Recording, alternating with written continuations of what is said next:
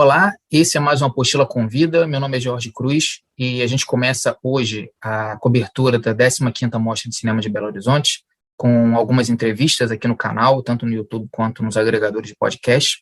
Em apostiladecinema.com.br você pode ler os nossos textos, os nossos artigos sobre os filmes selecionados.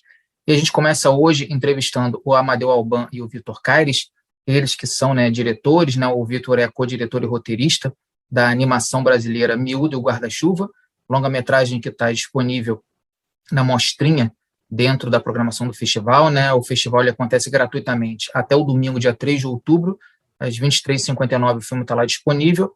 Se você não conseguiu assistir, se já passou esse período, se está vendo esse vídeo depois, o filme também está disponível nas plataformas digitais de locação, como o Now, o Look, no momento que esse programa está indo ao ar.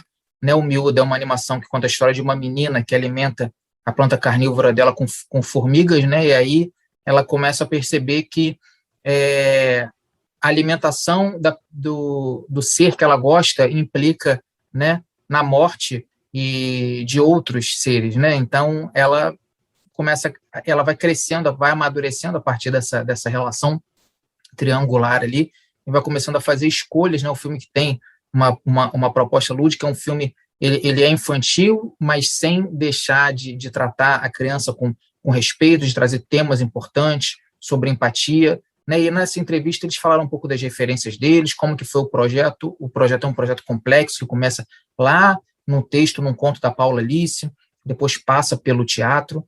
Então, foi uma conversa muito interessante. A gente vai começar a assistir a partir de agora, deixando desde já o recado: se você gosta do nosso conteúdo, você se inscreve aqui no YouTube, no nosso canal, ativa as notificações. Se você está ouvindo esse conteúdo por podcast, você segue o nosso feed nos principais agregadores, que a gente sempre coloca lá nossas entrevistas sobre lançamentos, sobre a cobertura de festivais. Então, a gente começa hoje a Mostra de Cinema de Belo Horizonte com essa entrevista sobre esse bonito filme que é Miúda e o Guarda-Chuva. Bom, então eu estou aqui com o Amadeu Alban e com o Vitor Caires. O Amadeu é diretor do Miúdo e o Guarda-Chuva, e o Vitor é co-diretor e roteirista junto com a Paula Alice. E queria agradecer muito por eles terem aceitado o convite da Apostila de Cinema para a gente conversar sobre o filme. A gente gosta muito dessa iniciativa da Universo de fazer mostras de todas as faixas etárias, ter um viés não só educacional, mas também de aproximar os menores, as crianças do cinema, do audiovisual como linguagem. Então, eu queria começar perguntando como que surge o Miúdo Guarda-Chuva. O texto original, ele é um projeto, ele é multimídia, digamos assim, ele tem vários formatos. Então, eu queria que vocês falassem um pouco especificamente sobre o filme. Muito obrigado. Então, uma boa tarde, e acho ótimo essa iniciativa da gente bater um papo aqui. Então, agradeço esse espaço. Acho que é muito bacana conversar sobre o processo, conversar sobre como surgiu. E a gente tem uma história que é bem particular, eu acredito, no sentido de que Paula, Alice e eu estávamos num determinado momento trabalhando como atores numa peça em comum, e ela trouxe o conto, que é o primeiro elemento do projeto, e para a gente fazer uma adaptação para teatro infantil. Então, foi a primeira etapa desse projeto de forma conjunta, foi a montagem dessa peça, inspirada no conto de Paula Alice, que é o Miúdo e o Guarda-Chuva, e a partir daí a gente começou a se aproximar do universo da animação. Ao mesmo tempo, quase, Amadeu e Paula começavam a conversar sobre a possibilidade de desenvolver esse produto para animação, e aí a gente envolveu o Igor também no processo inicial. O Igor, que é o ilustrador e o diretor de arte, que estava também no projeto desde o início, inclusive desde a peça de teatro, pensando aspectos visuais do espetáculo. E daí surge esse projeto, que primeiro foi o conto, depois a peça, em seguida um projeto de série de animação que foi contemplado pelo Anima TV para a execução do episódio piloto e a Bíblia, e a partir daí a gente desenvolve o longa-metragem. Eu acho que faz mais sentido o Amadeu falar um pouquinho mais dessa etapa de produção e do início desse processo. Boa tarde, tudo bom? primeiro lugar, muito obrigado pela oportunidade de a gente poder contar essa história e estar disponibilizando o Miúda numa mostra. Vou começar pelo fim, depois o princípio, o meio, bagunçar um pouco a ordem dos fatos. Por conta da pandemia, a gente ficou justamente sem poder aproveitar a exibição do filme, né? O filme ficou pronto em 2019, ele estreou no Festival Animamundi, e logo depois veio a pandemia e a gente ficou sem poder circular com o filme. Então, todas essas iniciativas nos deixam muito felizes de colocar o filme à disposição do público, porque acho que é o grande objetivo da gente, fazer a obra chegar a quem ela foi pensada e destinada. E o começo do longa-metragem remonta muitos anos atrás, né? Se a gente for colocar numa linha do tempo, tudo isso que Vitor está falando aconteceu entre 2009 e 2011. Ou seja, em 2009 acontece o conto, a peça de teatro, a seleção do Anima TV. Em 2010 o curta é lançado, que é como episódio piloto do programa, da série.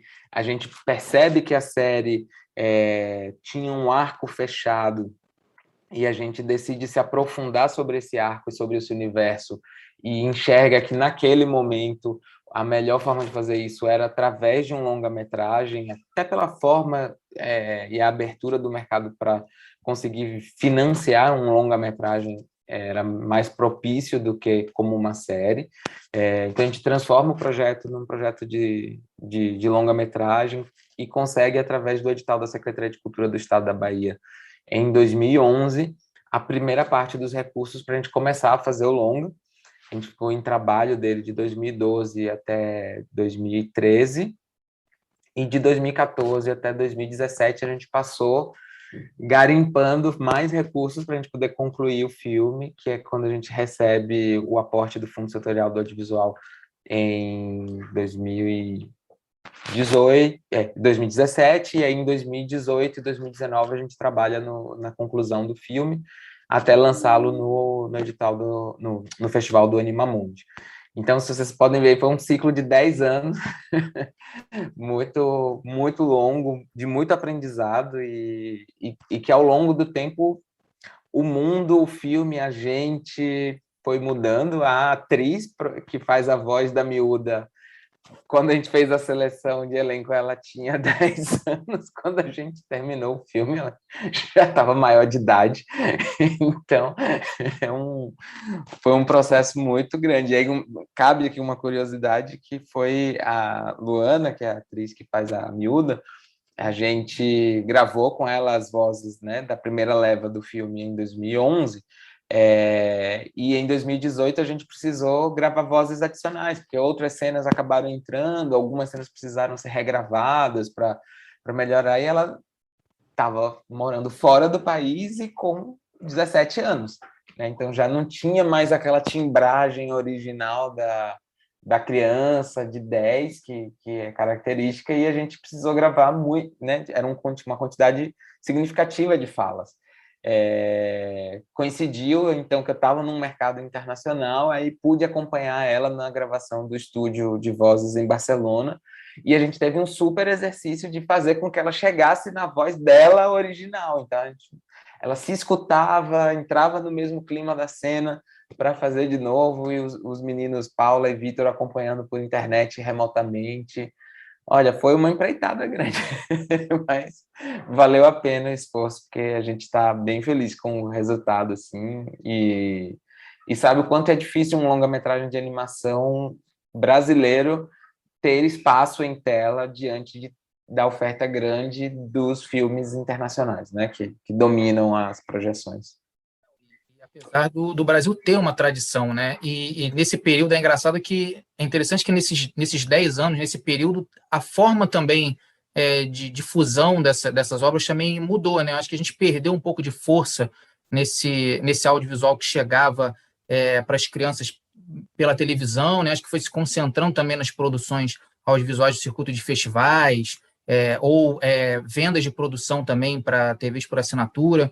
E eu queria perguntar para vocês como que vocês foram garimpando assim, a estética e a linguagem do filme, né? Que acho que um dos destaques do filme é que ele não necessariamente ele é infantil, né? Ele é direcionado para as crianças, mas ele não as trata de forma assim tão inocente. Ele traz temas, né? Ele traz uma relação ali de opressão e oprimido também ali naquela narrativa. Ele vai trazendo temas que o audiovisual clássico, né, da minha infância, provavelmente da de vocês, que chegava pela televisão e tudo, tinha essa preocupação, isso se perdeu um pouco. Então, eu queria que vocês falassem um pouco dessas escolhas, né, de linguagem de estética e referências, assim, talvez que vocês não fizessem de propósito, mas que vocês, talvez, depois do resultado, encontrassem diálogo com o que vocês consumiram também, e sempre gostaram de consumir enquanto audiovisual nesse gênero também.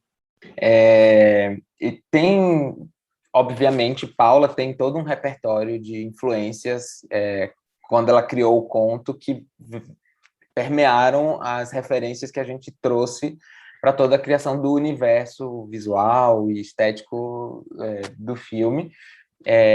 Tem uma primeira estética que é da forma poética, como o texto, o conto e o filme acaba incorporando nos diálogos, na reflexão que ele propõe, e aí acho que Vitor pode se aprofundar um pouco mais nisso, e acho que um pouco mais aqui no meu quintal, como da parte da direção, atuando junto com os meninos que também assinam com a direção e com o Igor, que é o responsável pelo visual do filme, a gente se debruçou muito sobre o tom. A gente acreditava muito que a infância não precisa ser... que aquela estética comercial não é a única estética possível, que a gente, na nossa infância, sofreu referência, né?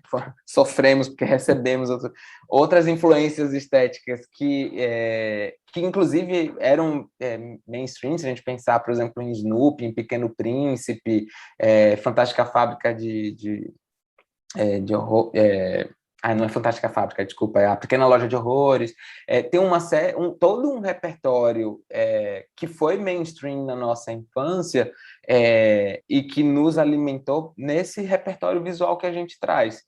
Claro que a gente soma aí toda a estética de Igor enquanto artista plástico também, na concepção visual, no traço. A gente quis trabalhar com um traço que lida com a imperfeição, então a cor não termina onde o traço delimitaria, ela traspassa, as coisas não são perfeitinhas e tudo, que a gente quis muito trazer esse referencial do inacabado, do imperfeito, abrindo sempre um espaço para que essas lacunas fossem preenchidas pelo espectador. A gente acredita muito nisso, assim, de que as crianças elas têm repertório suficiente, elas têm imaginação, ainda que elas não tenham, digamos assim, a educação formal que a coloca a compreensão numa caixa, mas elas têm uma amplitude de sentidos capaz de ler de diversas formas o filme. E é muito engraçado que a gente fez pesquisa de focus group, a gente fez muitas conversas sobre o filme, e sempre, para as crianças, era muito mais fácil entender o filme do que os adultos. Os adultos sempre bugavam, assim, tipo, não, mas uma criança não vai entender isso, e a criança ali estava fazendo leituras maravilhosas, assim, sabe? E o adulto tentando encaixar em alguma prateleira, em algum rótulo, em alguma coisa. Então, isso foi muito bacana, que é pro bom e pro ruim. Isso faz com que a gente, pelos adultos não conseguirem ler tão rapidamente ou tão encaixar, causa uma estranheza, acaba o filme entrando numa categoria que faz com que ele talvez não tenha a mesma circulação que ele teria se ele fosse, digamos, mais cosmético e menos estético.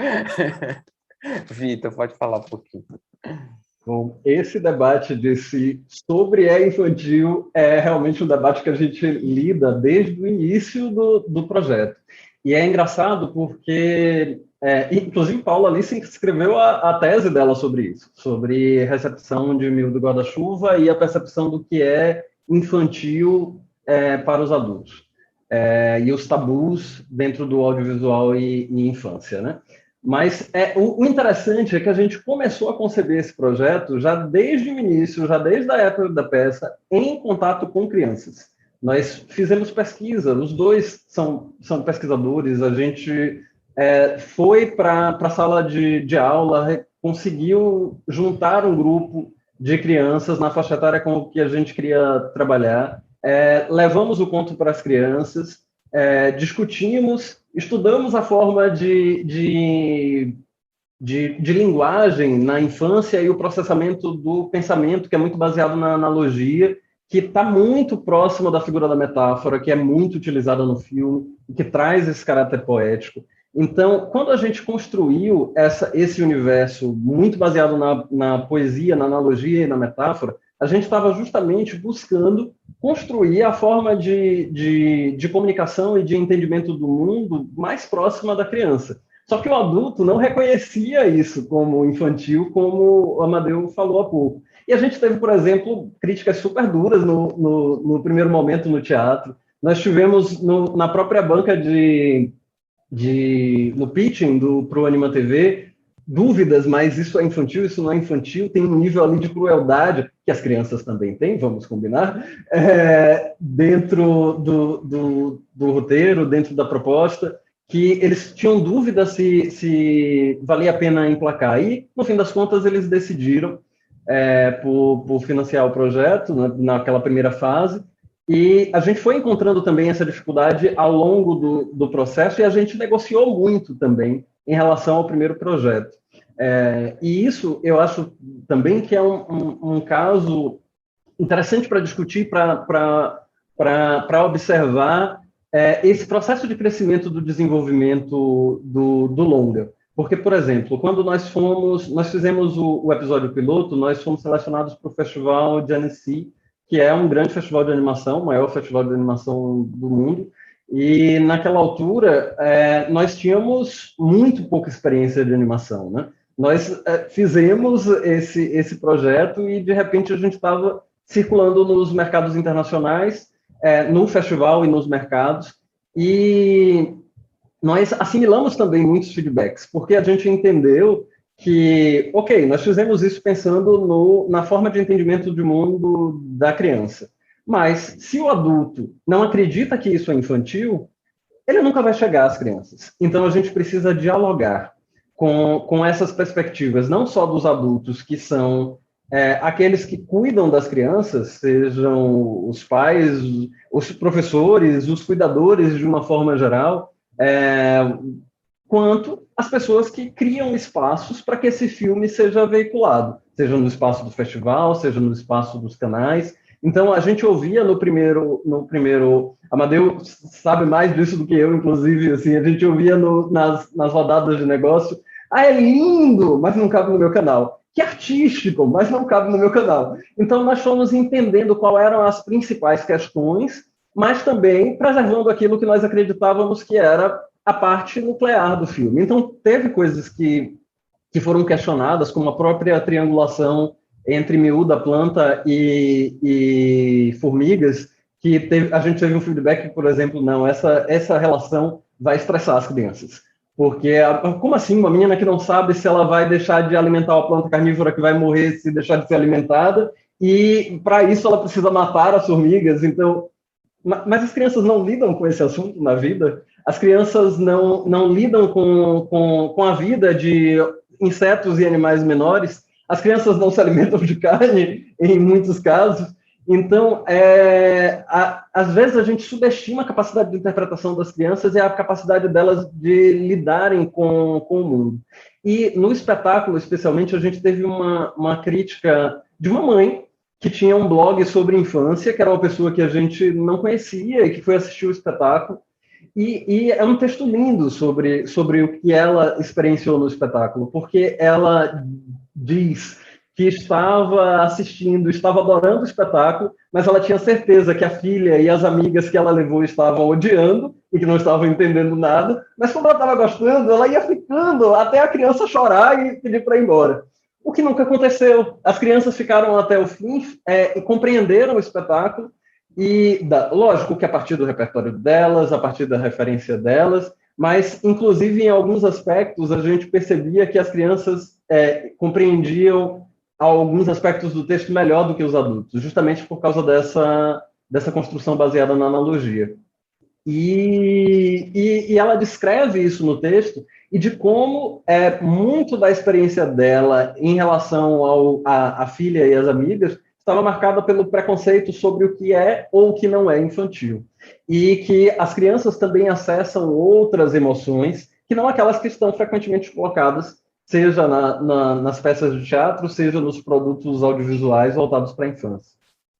Bom, antes de falar então da Cine BH, da receptividade e também de outros projetos, eu não tenho como deixar de perguntar sobre o futuro da Miúda, né? Vocês têm uma personagem que, assim, ela tem características que permitem várias aventuras, né? Que, assim, a relação dela afetiva não impede dela criar uma relação empática com outro lado, de ouvir. Ela tem essa questão não só da curiosidade, mas ela é uma menina muito receptiva às mensagens, né, do mundo que ela vive. Então, quer dizer, ela tem histórias infinitas para serem contadas, com certeza. Então, eu queria que, antes a gente falasse do festival, que vocês falassem assim, quando que a gente pode encontrar de novo, se já tem plano de a gente encontrar novamente a Miúda em outros projetos, né, como que a personagem está sendo trabalhada por vocês, porque com certeza vocês conseguiram, não deixa de ser um patrimônio também de vocês, uma personagem como ela. Maravilha. Ó, em primeiro lugar, além da mostra, o filme também está disponível nas plataformas todas, né, de transacionais, né? Now, Google Play, Vivo Play, em todas as plataformas. O pessoal jogando no Google Miúda e Guarda-Chuva vai ver onde assistir. Está lá à disposição. Ajudem, já que não temos sala de cinema para exibir, estamos online, ajude a esse ingresso virtual, ajuda muito a vida do filme. A gente, esse ano, né, a gente foi contemplado com o desenvolvimento pelo Aldir Blanc, pela Lei Aldir Blanc, agora sim, de uma nova série, depois de toda essa curva de aprendizado e de vivências e de transformações no mundo e de mudança na infância também, nos hábitos de consumo da infância e tudo. A gente está desenvolvendo uma nova série já ia dizer de TV, mas uma nova série, novos episódios seriados, uma forma de consumir serializada as aventuras de Miúda. E assim, pegando carona nisso que você falou, eu acho que a gente sim conseguiu construir uma personagem muito forte. E eu acho que o grande barato dela e que permite histórias infinitas é porque é uma personagem que ela se vale do que a infância tem de mais interessante, que é colocar as coisas em perspectiva, é enxergar o mundo com outro olhar, com outra perspectiva. Então, a gente sempre jogou com as perspectivas, né? O mundo das formigas minúsculo e como que seria o universo das formigas se a gente fosse fazer um paralelo com o mundo humano, o fato dela ser míope e não enxergar as coisas de longe, então ela vai e se aprofunda aquilo que está muito perto, imediatamente perto dela. Eu acho que tudo isso permite com que a gente flerte e proponha e convide o espectador a enxergar o mundo através dos olhos de Miúda. E acho que isso pode ser de diversas formas, como um longa-metragem, como uma peça de teatro, como um livro, como uma narrativa serializada. Acho que isso a Miúda tem esse carisma suficiente para nos levar a embarcar nelas, tanto sendo nós crianças ou crianças mais velhas, de adultos, que temos, e que eu acho que isso que é uma proposição de Miúda, a gente quebrar um pouco essa barreira do adulto de ler o mundo de uma maneira muito pré-determinada, assim, sabe? Acho que se permita ler o mundo com o olho da criança. Em que momento a gente perdeu essa capacidade de enxergar o mundo através dessa perspectiva infantil, lúdica, metafórica, de sentido amplo, de analogias? Acho que é por aí o que a gente se propõe. E aproveito aqui para agradecer a oportunidade de poder conversar sobre o filme, conversar sobre a animação, que é um segmento muito particular dentro da construção audiovisual, e muito feliz pelo convite. Assistam Miúdo Guarda-Chuva, estamos ansiosos pelo feedback e retorno do público. Obrigado, Amadeu. Queria agradecer você, né? O Amadeu, ele vai se despedir da gente um pouquinho antes. Eu vou fazer mais uma ou duas perguntas aqui para o Vitor. Queria agradecer, dar os parabéns pelo projeto, né? E por tudo que vocês estão conquistando aí com o filme, e desejar mais sucesso aí para você também, para o Vitor também e para a Paula, claro. Maravilha. Eu queria só, para me despedir, agradecer imensamente a toda a equipe do filme. Como sempre eu friso, o audiovisual é um ofício coletivo. Não, né, às vezes a gente acaba, por ter o título de diretor, de produtor, de roteirista, acaba sendo quem está aqui, né, como porta-voz de um filme, mas a gente traz, e a gente só consegue fazer um filme como esse porque a gente conta com os animadores, ilustradores, fornecedores, pessoal do som, da música, muita gente, o elenco, num filme como esse são quase 100 pessoas envolvidas, então assim, é muita gente que dá orgulho de estar junto fazendo, e com certeza tem muito orgulho de ter feito esse filme, e eu espero que o público também tenha e reconheça o trabalho e o audiovisual que ultimamente vem sendo tão achincalhado, criticado, como a cultura como um todo no país vem sendo desvalorizado. Não vamos deixar de desvalorizar o nosso patrimônio cultural brasileiro, nunca. Muito obrigado e bom filme. Vitor, então, continuando, eu ia perguntar para você assim, sobre como é se apresentar também na Cine BH, que assim, é um festival, como todos os festivais da Universo Produção, tem todo um diálogo, né, com as várias camadas de sociedade, também discute o audiovisual desde a preservação da história até o que há de mais relevante na produção contemporânea, muito representativo, né, procura abarcar todos os territórios, todos os gêneros, mas também queria que você falasse um pouco sobre a ocupação desse espaço também, né, pelo cinema, direcionado à criança, de formação de plateia também, do público infantil, infanto-juvenil, nos festivais, nas plataformas também digitais, como que isso tem se dado também, como que está esse panorama nos últimos tempos, né, e como que você acredita também que isso possa ser ampliado, possa contribuir também para que a gente aproxime também um outro público desses espaços também que estão sendo ocupados, mas assim, eu acho que ainda um pouco na excepcionalidade, né? O Universo é uma que tem a mostrinha, tem a Mostra Jovem nos seus festivais, mas a gente não vê tanto em outros eventos também. Queria que você falasse não apenas da Cine BH, mas também sobre de forma panorâmica os outros eventos, outras mostras também. Sim.